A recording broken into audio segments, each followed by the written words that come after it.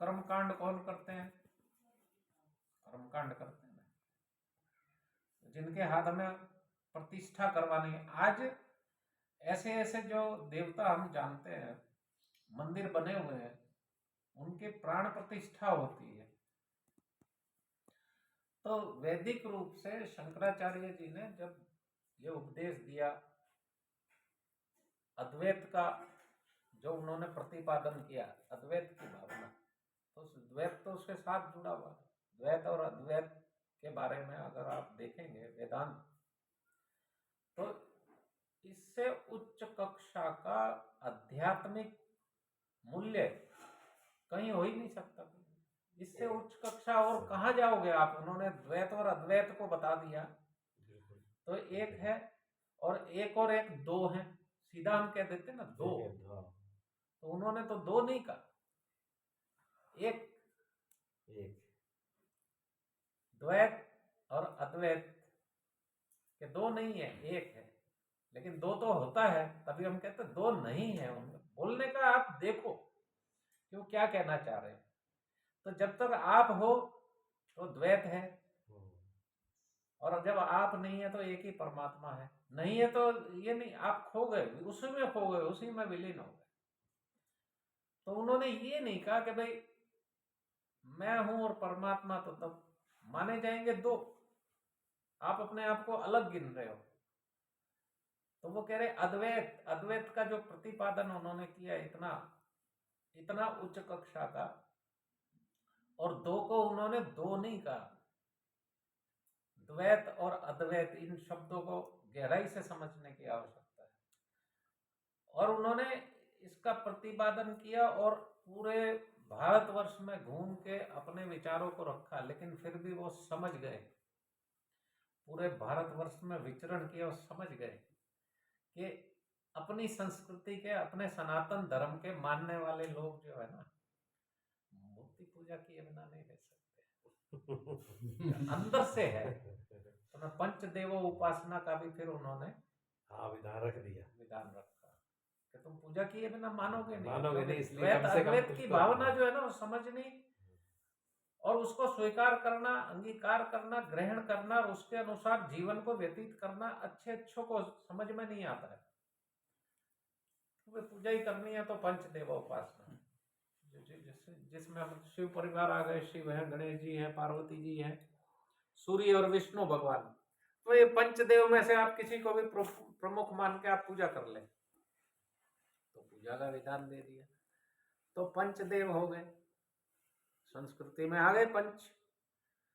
लेकिन मैं देख रहा हूं अब नए नए संप्रदाय, नए नए देवताओं की प्रतिष्ठा करवा कौन रहा है? क्यों कि वैदिक विधान के अनुसार जब प्राण प्रतिष्ठा किसी देवता की जाती है, तो शास्त्रों में विधान है, इस देवता का प्राण प्रतिष्ठा का ये मंत्र है। तो पंचदेवोपासना में पांचों देवताओं की जो प्रतिष्ठा करने के जो मंत्र हैं वो तो है। तो विष्णु भगवान से संबंधित मंत्र है, सूर्य भगवान से संबंधित मंत्र है, शिव भगवान से संबंधित मंत्र है, उनकी प्राण प्रतिष्ठा करवाने के गणेश जी के मंत्र हैं और देवी के मंत्र हैं। तो आज ये नए नए और कितने देवता आ गए, इनके प्राण प्रतिष्ठा के तो मंत्र है ही नहीं। किसी अपने आध्यात्मिक साहित्य में, पुराने साहित्य में, शास्त्रों में कहीं बताइए तो सही कि आप बिना कहे, बिना समझे आप किसी भी देवता के साथ उसका संपर्क जोड़कर छद्म रूप से और फिर प्राण प्रतिष्ठा करवा देते हैं। तो गली गली में अलग अलग मंदिर, अलग अलग देवता। तो ये द्वंद्व है, द्वंद्व, मानसिक द्वंद्व, आध्यात्मिक क्षेत्र का मानसिक द्वंद्व है कि किसी को भी किसी का भी अवतार बना के और उससे संबंधित मंत्र का प्रयोग करके प्राण प्रतिष्ठा करवा दी जाती है। लेकिन कहते हैं वैदिक है हम, वैदिक परंपरा में, और किसी की भी प्राण प्रतिष्ठा आप करवा देते हैं, किसी को भी जो है देवता बना के और प्रतिष्ठित कर देते हैं। तो एक उच्च कोटि के संत थे महाराज राम सुखदास जी, तो उन्होंने ये मानसिकता को समझा, जैसे शंकराचार्य जी ने समझा, शंकराचार्य जी ने समझा कि वेदांत को ग्रहण नहीं किया जाएगा जल्दी। बहुत ही बुद्धिमान, बहुत ही उच्च प्रकार के बुद्धिमान और उच्च प्रकार के चित्त वाले ही वेदांत का तो जो ग्रहण कर वो पाएंगे। उसको ग्रहण कर पाएंगे विवेक, बिना विवेक के वो उसमें प्रवेश ही नहीं। और उसको जी भी नहीं पाएंगे। तो उन्होंने पंचदेवों की कर दी कि भाई विधान कर दिया कि आप हाँ, इनमें तब- से भी प्रमुख देवता मान के आप पूजा करें। हाँ, तो ये चीज पकड़नी, इस मानसिकता को पकड़ना उस समय इतनी कम आयु में शंकराचार्य जी ने इस मानसिकता को, इस उपमहाद्वीप की पूरी मानसिकता को इन्होंने इतनी कम उम्र में पकड़ लिया। तो उन्होंने पंचदेवोपासना का भी प्रतिपादन किया।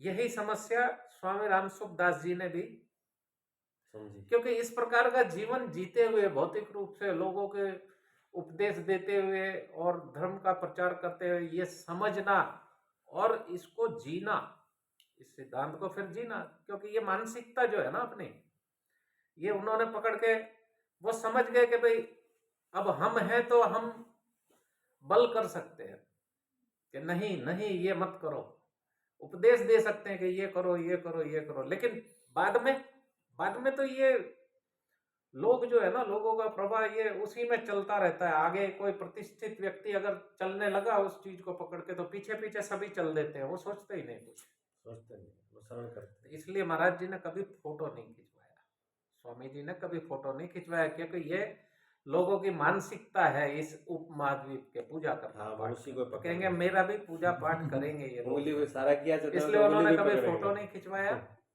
और फोटो भी नहीं खिंचवाया। तो उसके सिवा भी उनके प्रयोग का जो भी सामान था उसकी भी पैरेलल चिता बनवाकर वो सामान भी सारा स्वाहा करवा दिया उन्होंने, क्योंकि इन चीजों को भी लोग रखेंगे, किसी न उसको किसी- फिर पूजने लगेंगे। उनका कुछ पता नहीं है कि चप्पलें खड़ाऊ पूजने लग जाए। हाँ, कपड़ा माला जो ही मिल गई वो पूजना शुरू कर देंगे। तो पूजा एक परमात्मा की, एक परमात्मा की ही पूजा का विधान है वेदों में, एक ही परमात्मा की पूजा का विधान है, किसी और की नहीं। तो ये प्रचार कौन करते हैं, इसकी पूजा करो, सुबह उठते ही इस मंत्र का जप करो, सुबह उठते ही उस देवता को याद कर लो, सुबह उठते ही इस देवता की पूजा कर लो। कौन कहते हैं? ये व्यासपीठ पे बैठे हुए यही तो सब कहते हैं। एक देवता की पूजा आप कर लोगे जो वैदिक काल से चली आ रही है, शिव का अभिषेक और रुद्राभिषेक और यज्ञ, रुद्री करो, लघु रुद्र करो, महारुद्र करो, अतिरुद्र करो। तो शिव की जो पूजा चल रही है कालांतर से, फिर पास में हर गांव में आज जाएंगे तो 10-20 मंदिर अलग अलग देवी देवताओं के हैं। तो ये मानसिकता है पूजा करने की, हम समझ ही नहीं पाते हैं कि भाई हमें पूजा किसकी करनी चाहिए।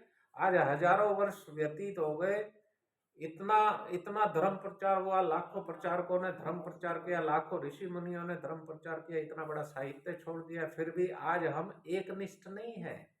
आज भी भारतवर्ष में हाँ, एक ये निष्ठ मतभेद नहीं होता है। है। एक परमात्मा की पूजा पे ही एक मत नहीं है। तो ऐसे संत बिरले ही आते हैं हजारों साल में, कभी कभी आते बिरले हैं। जैसे संतों का संग होता है। शंकराचार्य जी हुए, हाँ, वैसे ही रामसुखदास जी ने कहा कि भाई ये इनका कुछ नहीं पता है, ये अभी हम भगवत गीता के उपदेश दे रहे हैं, भगवत गीता के बारे में समझा समझा के थक गए। और साधक संजीवनी आप उसको अंगीकार कर लो, साधक संजीवनी के अनुसार अगर जीवन व्यतीत करेंगे तो आपका जीवन सार्थक हो जाएगा, आत्मकल्याण ही हो जाएगा। उसको छोड़ के फिर फोटो पे लग जाते हैं हम, कोई भी नए व्यक्ति की फोटो पे, उसके चित्र पे और उसकी पूजा में लग जाते हैं। व्यक्ति पूजा पे एक बहुत सूक्ष्म रेखा है, बहुत ही पतली बारीक भेद रेखा है कि परमात्मा की पूजा से व्यक्ति पूजा पे कब आ जाए व्यक्ति कह नहीं सकते। साधक राम साधक सूरदास जी ने तो पूरा मतलब अपने आचरण में उस चीज को ढाल करके खुद पे ये दूसरों को सिर्फ मना ही नहीं किया, उनको पूरा जैसे जिए वो वैसा उन्होंने करके भी दिखाया भी। ऐसे आप दूसरा व्यक्ति तभी तो उन चीजों को पकड़ता है गहराई से, अपने आचरण में भी लेके आए, सभी चीज को नकार दिया। तो एक चीज कि परमात्मा की पूजा, बस एक ही धर्म है परमात्मा की पूजा। हम वो उस परमात्मा को ही कहीं पर भी आरोपित कर देते हैं, जबकि वैदिक काल से ही जो है शिव की पूजा और सब कुछ विधान विधि विधान से सब कुछ है। तो हम किसी भी देवता में आरोपित परमात्मा को करके उसको पूजना, किसी को व्यक्ति को भी व्यक्ति में भी परमात्मा को आरोपित करते और उसको पूछने लगे। चाहिए मनसुख भैया